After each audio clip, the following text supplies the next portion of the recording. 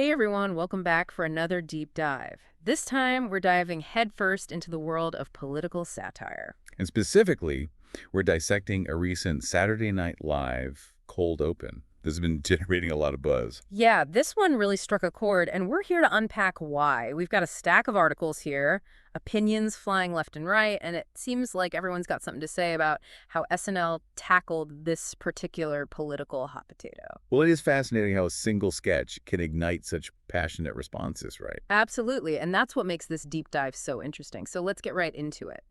This sketch we're talking about, it all centers around Kamala Harris, played by the always brilliant Maya Rudolph. But the real twist, her interviewer isn't just any news anchor. We're talking Alec Baldwin, back at it again, but this time he's playing Fox News' Bret Baier. And it's that casting choice right there that adds a whole other layer of satire to the mix. Oh, absolutely, because you've got Baldwin, who's practically synonymous with his Trump impersonation, suddenly stepping into the shoes of a real-life news anchor. And not just any anchor, but one who's known for his particular style of interviewing, especially when it comes to, well, Trump. Exactly. It's like they're holding up a mirror to the media, to the political figures, and to the audience all at the same time. It makes you think about those power dynamics, those relationships, and how they all play into the narratives we consume. Right. It's subtle, but it's definitely there. But hold on, because it doesn't stop there. This sketch went all in on the satire, even poking fun at Trump himself. Remember those enemies within comments, the musical town hall? They even threw in a whole YMCA dance break for good measure. Which again speaks to how SNL uses humor to approach potentially sensitive, even controversial topics. The YMCA reference, for example, it's loaded, you've got its history, its adoption by certain political movements, and suddenly it's not just a catchy tune anymore. It's a wink, a nudge, a little something to get people thinking beyond the surface level. But it's not all song and dance, right?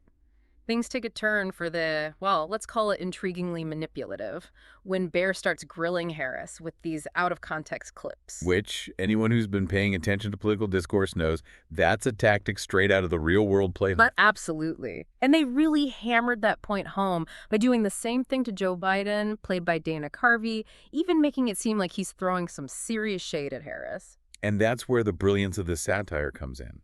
They're mirroring those real-life tactics, the sound bites, the carefully edited clips, all designed to fit a certain narrative. And by exaggerating it, putting it in this comedic context, SNL is actually encouraging us, the viewers, to be more critical of the information we're being fed. To take a step back and say, okay, wait a minute, is there more to this story? It's a good reminder, especially in today's world. Absolutely. And just when you think you've got it all figured out, SNL hits you with the twist. That Biden attack on Harris, the one they made seem so serious. Turns out he was just complaining about the Joker sequel. Talk about a bait and switch, right? One minute you're on the edge of your seat, the next you're wondering if you should be laughing or questioning everything you just saw. And that's the beauty of it, right? It highlights how absurd things can get, this 24/7 news cycle where everything's a headline and context is, well, often missing. SNL is reminding us to not take everything at face value, to laugh at the absurdity, but also to stay informed and think critically. So it's not just about the laughs, it's about sparking a conversation, getting people to think a little deeper about what they're seeing and hearing, which brings us to the heart of the matter. How much does satire actually influence our understanding of politics? It's a question worth pondering, don't you think? Absolutely. It's easy to dismiss satire as just jokes, but the best satire makes you think, makes you question, and ultimately maybe even makes you see things a little differently. So yeah, next time you find yourself laughing along to SNL or any political satire, take a moment to consider what's beneath the surface. There might be more to it than meets the eye. And who knows, maybe you'll come to your own conclusions, even if it's just to laugh at the absurdity of it all. Thanks for joining us for another deep dive, and we'll catch you next time.